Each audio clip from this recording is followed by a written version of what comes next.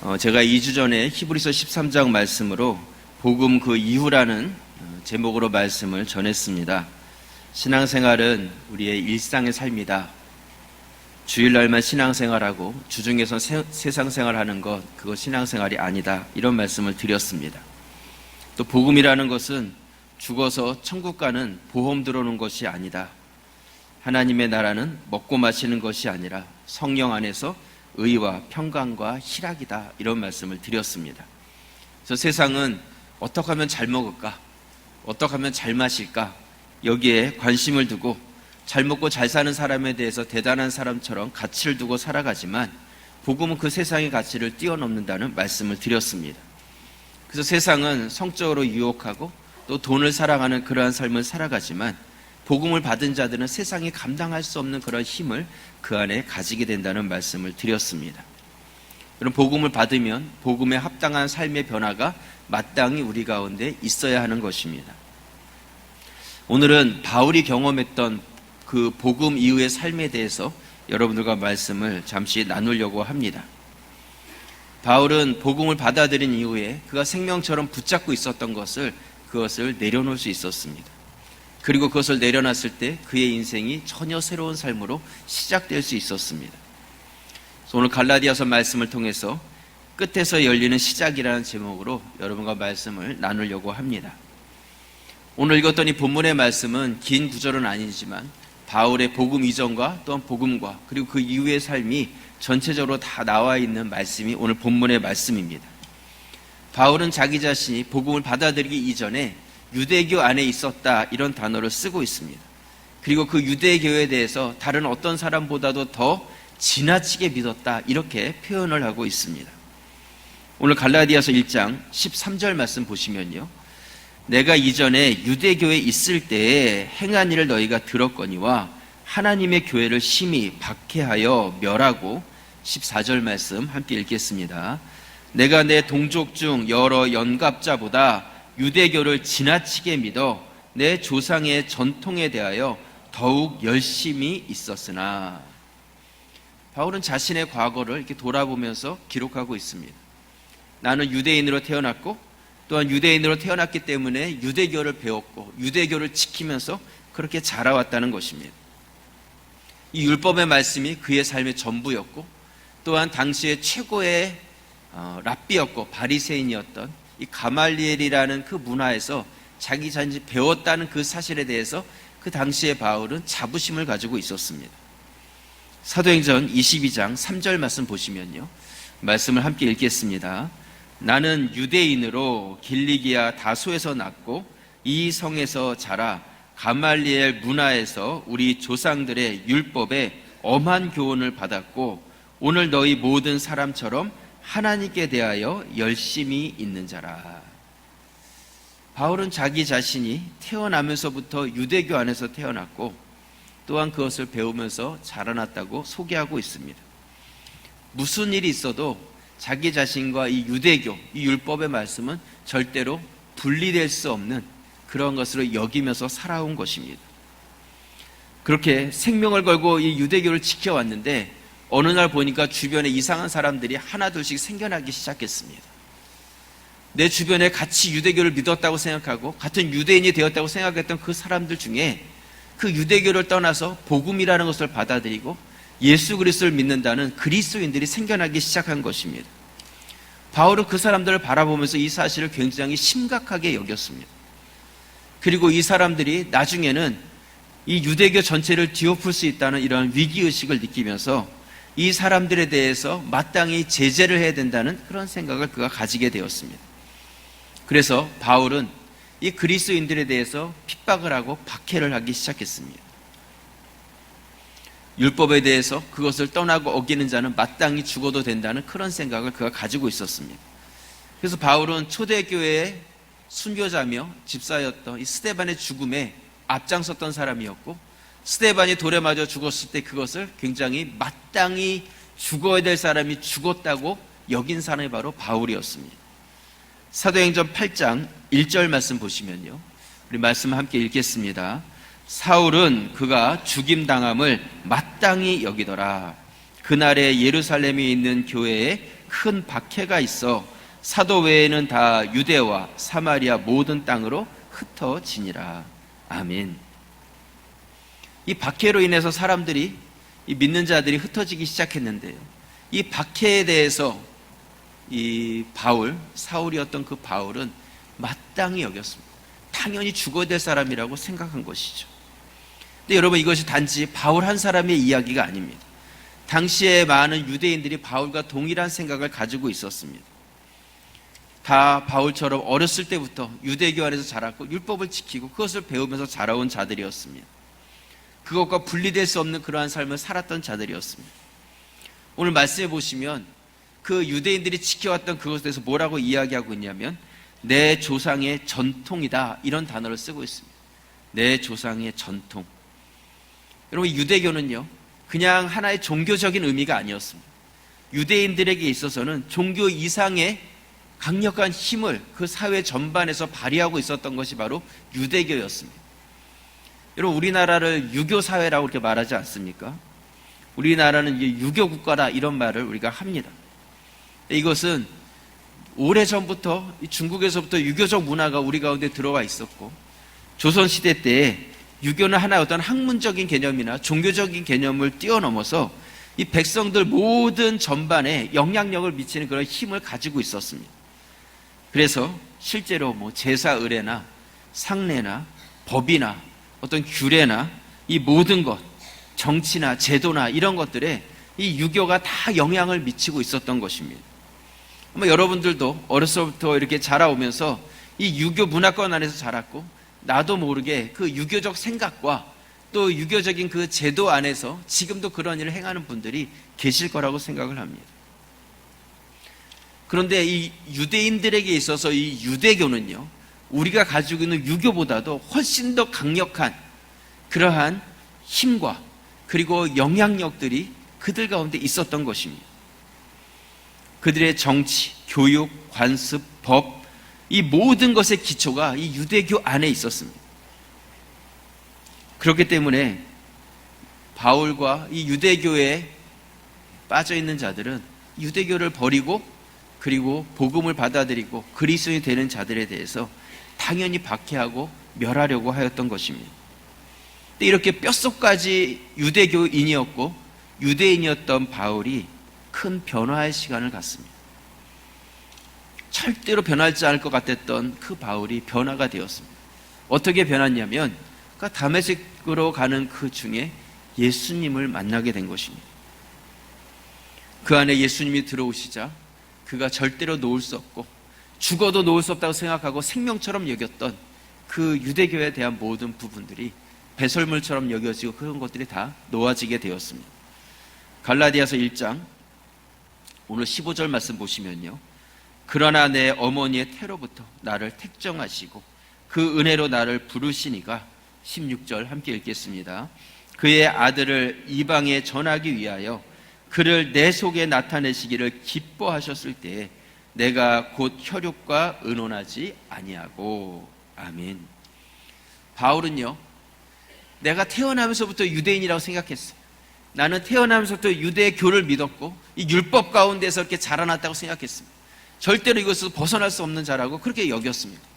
그런데 그 예수 그리스도를 만나고 변화돼서 그 복음에 대해서 이해를 하기 시작하자 나는 태어나면서부터 유대교인이었는데 우리 하나님께서는 내가 태어나기 이전 어머니 태중에 내가 조성되기 이전부터 나를 아셨고 내가 조성되기 이전부터 나를 선택하셔서 하나님의 자녀로 나를 부르시고 그 사명 가운데 나를 세우셨다는 것을 그가 깨닫게 된 것이죠. 이것은 유대교를 초월한 하나님의 은혜였고 하나님의 간섭함이었습니다. 바울은 복음 이후에 그의 삶이 변화되었습니다. 그 이전에는 유대교 안에 있었지만 생명과 같이 여겼던 그 유대교를 벗어버리고 거기서 그가 나왔을 때 전혀 새로운 삶을 그가 살기 시작했습니다. 복음 이후의 삶이 완전히 변화된 것이죠. 우리가 잘 아는 이야기가 있습니다. 어떤 사람이 높은 산을 넘게 되었는데 산을 넘다 보니까 해가 져서 어두워지기 시작했습니다. 달도 없는 금음날 캄캄한 밤을 걷고 걸어서 머물 곳을 찾는데 머물 곳을 찾아지지 않습니다. 그러다가 발을 헛디뎌서 옆으로 굴러 떨어지게 되었는데, 떨어지다 보니까 낭떠러지 같은 곳을 떨어진 것이죠. 그래서 필사적으로 나무 하나를 탁 붙잡았는데 이 절벽 한가운데 매달려서 내가 곧 죽겠구나 하는 그런 생각을 갖게 되었습니다. 올라갈 수도 없고 떨어질 수도 없고, 거기서 소리를 지르기 시작했습니다. 도와주십시오. 살려주십시오. 여기 사람이 있습니다. 도와주십시오. 하지만 캄캄한 밤 산속에 어느 누구도 도와주는 사람이 없었습니다. 근데 이분이 믿는 분이었는데 어떻게 했겠어요? 하나님께 기도를 하기 시작했습니다. 하나님 살려주십시오. 도와주세요. 그때 하나님의 음성이 들렸다고 하죠. 뭐라고 그랬어요? 내가 잡고 있는 그 나무 그거 놓아라. 잡고 있는 그 나무를 놓아라. 뭐라고요? 그 잡고 있는 그 나무를 놓아라. 이 사람이 이거 아니면 안 된다, 이거 놓으면 죽는다, 이런 마음으로 끝까지 그것을 생명줄을 알고 그것을 붙잡고 거기 매달려 있는데 그걸 놓으라는 거예요. 이 사람이 뭐라고 그랬겠어요? 이 사람이 한 말이 그 위에 하나님 말고 다른 사람 없습니까? 그랬대잖아요. 근데 여러분, 이 이야기가 여기서 끝나지 않습니다. 밤새도록 매달려도 도와주는 사람이 없고, 그리고 손의 힘은 점점 빠져가고 이제는 곧 죽었구나 생각하고 그 손이 스르르 놓아져서 그 나무를 놓는 그 순간에 밑으로 툭 떨어져 보니까 거기가 절벽이 아니었어요. 깜깜한 밤에 나는 절벽에 매달려 있다고 생각했지만 밑에는 그냥 흙바닥이었던 것이죠. 놓기만 하면 편안한데 그걸 놓지 못해서 밤새도록 매달려 고통했다는 것입니다. 여러분, 혹시 세상 가운데서 내가 이것 아니면 안 된다고 생명처럼 여기면서 붙잡고 있는 그 무엇인가가 있으십니까? 여러분, 복음 앞에 그것을 여러분들이 내려놓으실 수 있으십니까? 바울은 그렇게 생명처럼 여겼던 율법과 그 유대교와 이 모든 것이 그 복음이 받아들여졌을 때 배설물처럼 여겨지고 그것이 다 내려놓을 수 있었습니다. 그리고 그가 했던 것이 무엇이냐면 혈육이나 아니면 예수님의 제자였던 사도들이나 그들을 찾아간 것이 아니라 하나님을 만나기 위해서 아라비아로 갑니다. 오늘 갈라디아서 1장 16절 말씀 보시면요, 그의 아들을 이방에 전하기 위하여 그를 내 속에 나타내시기를 기뻐하셨을 때에 내가 곧 혈육과 의논하지 아니하고, 17절 말씀 함께 읽겠습니다. 또 나보다 먼저 사도된 자들을 만나려고 예루살렘으로 가지 아니하고 아라비아로 갔다가 다시 다메섹으로 돌아갔노라. 아멘. 여러분, 바울이 예수님을 만났습니다. 복음을 받아들였고 그 안에 회개와 회심을 경험하게 됩니다. 그랬을 때 어떠한 마음이 들어왔을 거라고 생각을 하십니까? 아, 이거였구나. 저 사람들이 미친놈인 줄 알았는데 그게 미친 것이 아니었구나. 그 사람들이 깨달았던 복음과 예수 그리스도의 십자가가 바로 이것이었구나. 그러면서 그가 그것을 확 깨달아지면서, 아, 나도 그들 무리 가운데 들어가고 싶고 나도 변화되었습니다. 나도 예수님을 만났습니다. 내 안에 예수 그리스도께서 계십니다. 그곳에서 같이 나누고 그들과 교제하며 또한 그 사도들 가운데 들어가서 내가 복음을 깨달았습니다. 당신이 감당하는 그 복음 전도의 사명에 나도 좀 끼워 주십시오. 또 그러한 마음이 들지 않았겠어요? 그 깨달음이 있었을 때, 그런 은혜의 감격이 있었을 때 그런 열정이 있었을 것 같습니다. 그런데 오늘 말씀에 보면 사도 바울은 나는 의논하기 위해서 혈육과 의논하지도 않았고 또 그 예수님의 사도들을 찾아가지도 않았다. 나는 어디로 갔다고요? 아라비아로 갔다. 이렇게 말씀하고 있습니다. 아니, 도대체 아라비아에 뭐가 있길래, 거기에 누가 있길래 아라비아로 갔냐는 것이죠. 여러분, 아라비아는요 아무것도 없는 곳이에요. 그냥 광야이고 지금도 사막이라고 이렇게 여겨지는 곳입니다. 근데 바울은 바로 그곳으로 갔다는 것이죠. 왜요? 아무도 없었지만 거기에 누가 계세요? 하나님이 계셨습니다. 하나님과의 그 만남의 시간을 바울은 세상의 어떤 사람보다 먼저 가지려고 했던 것이죠. 야곱이 아버지 집을 떠나서 그 밤에 아무도 없는 광야 한복판에 누워서 잠을 잘 때 아무도 없었지만 그곳에 누가 계셨어요? 하나님이 계셨습니다. 하나님이 만나 주셨어요. 이스라엘 백성들이 애굽에서 나와서 광야길을 걷기 시작했을 때 하나님께서 그들을 인도해 주셨습니다. 먹을 것을 주시고 마실 것을 주시고 하나님께서는 구름기둥, 불기둥으로 그들을 인도하시고 보호하시고 지켜주셨습니다. 만약 그들이 광야가 아니라 성이나 도시로만 그렇게 다녔다면 하나님의 그런 인도하심과 채워주심을 그들은 경험할 수 없었을 것입니다. 광야였기 때문에 그것이 가능했던 것입니다. 세례 요한이 광야에서 사역을 합니다. 그가 사명을 받았을 때 광야로 나가죠. 외치기 시작했습니다. 아무도 없는 광야였어요. 그런데 많은 사람들이 그 말씀을 듣기 위해서 왔고, 그 광야로 나왔을 때 세례 요한을 통해서 하나님의 음성을 그곳에서 들을 수 있었습니다. 예수님께서도 공생애를 시작하실 때 사단에게 시험받기 위해서, 금식하기 위해서 40일 동안 광야로 나가십니다. 그곳에 계시면서 하나님과의 시간을 가지셨습니다. 여러분, 아라비아 광야로 바울이 나갔습니다. 거기서 얼마 동안 머물렀는지 아십니까? 오늘 갈라디아서 1장 18절 말씀해 보시면, 그 후 3년 만에 내가 게바를 방문하려고 예루살렘에 올라가서 그와 함께 15일을 머무는 동안 주의 형제 야고보 외에 다른 사도들을 보지 못하였노라. 20절 말씀 함께 읽겠습니다. 보라, 내가 너희에게 쓰는 것은 하나님 앞에서 거짓말이 아니로다. 나 지금 거짓말하고 있는 것이 아니라 내가 다 참말을 너에게 말하고 있는 것이다. 이렇게 말씀하고 있습니다. 근데 그 참말이 무엇이냐면, 내가 아라비아로 갔고 거기에 몇 년 동안요? 3년 동안 머물러 있었다는 것입니다. 요즘 군대도 2년이면 마치는데 바울은 3년 동안을 그 광야에서 하나님과의 짧지 않는 그 시간을 거기서 보냈습니다.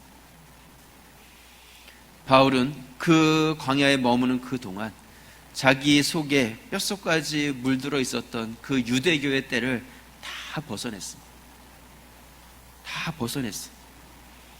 바울은 예수 그리스도의 복음과 그 십자가의 도에 대해서 어느 누구보다도 깊은 깨달음을 가졌습니다. 하나님께서 구원의 계획을 세우시고 이 땅을 어떻게 구원시킬 것인지에 대해서 그가 깨달았고, 아들을 통해서 이루실 그 구원의 모든 사역들을 바울은 다 그곳에서 이해하게 되었습니다. 그래서 로마서와 같은 그러한 이 복음의 진수의 책을 그가 기록할 수 있었던 것은 바로 이 아라비아 광야에서의 그 시간을 그가 가졌기 때문에 그것이 가능했던 것입니다. 모든 것이 끝났고 생명처럼 여겼던 것을 그가 내려놨던 그 순간에 그 인생의 새로운 삶이 시작이 되었습니다. 물론 그가 그냥 유대교에 있었고, 바울도 잘나가는 바리새인이요 잘나가는 랍비가 되어서 가르치는 일을 거기서 행했다면 안전하게 살 수 있었고, 또한 풍요롭게도 살 수 있었을 것입니다. 하지만 그가 복음을 받았고 그것이 그 안에 들어왔기 때문에 그 먹고 마시는 것에 대해서는 굉장히 어려운 삶을 살았습니다. 여러분, 복음은요 먹고 마시는 것이 아닙니다. 잘 먹고 잘 사는 것이 아니에요. 세상의 많은 종교들은 잘 먹고 잘 살기 위해서 그 종교를 믿고 따라가고 거기서 빌지만, 우리 기독교는 먹고 마시는 것, 잘 먹고 잘 사는 것이 아니에요. 만약 여러분들 안에 내가 오늘 교회 나오고 예배를 드리고 기도를 드림으로 무엇인가 다 잘 되고 내일이 다 형통하고, 또한 그러므로 인하여서 남들보다 더 돈을 많이 벌고 부자가 되고 내가 잘 먹고 잘 살아야 되겠다, 그런 의도로 이곳에 나와 계신 분이 계시다면 뜨끔하시기 바랍니다. 복음은 그렇지 않아요. 잘 먹고 잘 사는 것이 아니라는 것입니다. 그렇다면 복음이 무엇이냐? 우리 주님께서는 뭐라고 말씀하시냐면, 복음은 우리에게 자유를 주는 것이라고 말씀하고 있습니다. 요한복음 8장 31절 말씀 보시면, 그러므로 예수께서 자기를 믿는 유대인들에게 이르시되 너희가 내 말에 거하면 참으로 내 제자가 되고, 32절 말씀 함께 읽겠습니다. 진리를 알지니 진리가 너희를 자유롭게 하리라. 아멘.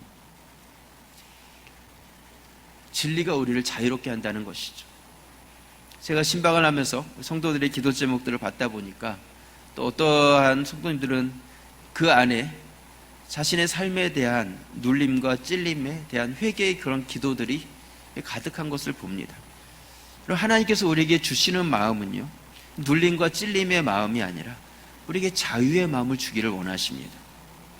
유대인들의 삶이 어땠습니까? 그들이 유대교를 지키려고 하니까 점점 자유가 없어지는 것이죠. 율법의 말씀을 주신 이유는 율법을 지키려고 해보면 지킬 수가 없기 때문에 하나님 살려주십시오. 이 말씀 우리가 지킬 수 없습니다. 하나님의 은혜가 아니고서는 내가 살 수 없습니다. 그 고백을 하기 위해서 율법의 말씀을 주셨는데 이 고집스러운 인간들이 뭐라고 이야기하냐면 우리가 한번 지켜보겠습니다. 내 힘으로 한번 그 율법을 그대로 한번 행해 보겠습니다. 그래서 율법의 말씀대로 살려고 엄청나게 노력을 하는 것이죠. 그런데 율법 말씀을 지켜보려고 하니까 어떤 일들이 일어나냐면 그 말씀을 지키기 위한 부수적인 또 하나의 법들이 필요하게 된 것이죠. 그래서 하나님께서 주신 말씀은 이건데 그것을 지키기 위한 장로의 유전이라는 더 큰 책을 만들어 놓고 안식일을 지켜야 된다고 하셨으니까 그렇다면 얼마를 걷는 것이 지키는 것인가? 이만큼까지 걷는 것은 괜찮고 그 이상은 일이 되니까 안 된다. 무게를 달아서 이 정도 무게는 일이 아니니까 괜찮고 더 이상 무거운 건 일이 되니까 안 된다. 그냥 세부적인 항목들을 막 정하기 시작한 것이죠. 그러면서 결국은 하나님께서 주신 그 율법의 의미와 그 뜻들을 자기가 더 붙여서 스스로 자유함이 없는 얽매이는 삶을 살아가기 시작한 것입니다. 바리새인과 세리의 기도를 보면요, 바리새인이 뭐라고 기도를 합니까? 하나님, 토색, 불의, 간음, 나 이런 거 하지 않았습니다. 저 세리와도 같지 않습니다. 나는 일주일에 2번씩 금식을 하고 있습니다. 자기가 어떤 행위적인 부분에서 이 유대교적인 삶을 살고 있다는 그것에 대해서 자랑스럽게 여기면서 드러내고 있는 것이죠. 근데 결국은 무엇이냐면 하나님, 나는 자유 없는 삶을 살고 있습니다. 그것이죠.